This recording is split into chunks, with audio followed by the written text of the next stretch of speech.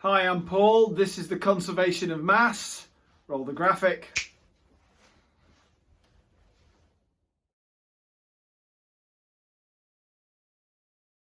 Hi, I'm Paul. Welcome to Science That Sticks, and today I'm talking about the conservation of mass.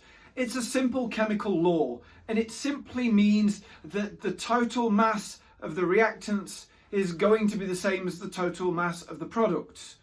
That's it. But of course, there is a little more to it in terms of its explanation. Firstly, the reason the total mass is the same on the left and the right of the arrow for the reaction is because no new atoms are created. You have the same atoms, they're just rearranged. Let's look at the burning of magnesium. So a metal plus oxygen gives us the metal oxide. Magnesium is a great example.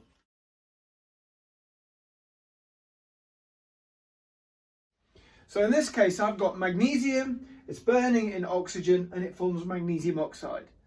In this instance here, it's not balanced. But what does that mean? That means I've got too many atoms on one side of the equation. I've got my arrow, I've got one atom of magnesium reacting with two atoms of oxygen to make one sort of molecule, if you will, of magnesium oxide. I've got two oxygens here, but one there.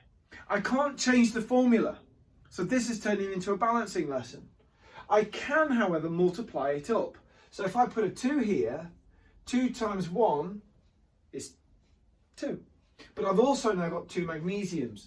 I can't change this to Mg2 because it's elemental magnesium and it doesn't exist as Mg2. But I can put a 2 in front of it.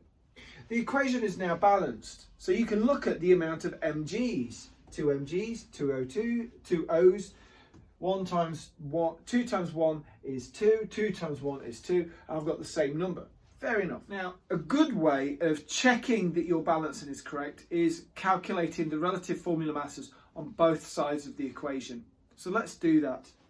Magnesium has a relative atomic mass of 24. Oxygen, 16, but I've got two of those. 16 times 2 is 32. I have two magnesiums. That becomes 48. 48 add the 32. That makes 50, 60, 70, 80 grams per mole. Dead easy. If I then look on this side, I've got 24 plus 16. That becomes 40. And I've got two of them. Becomes 80.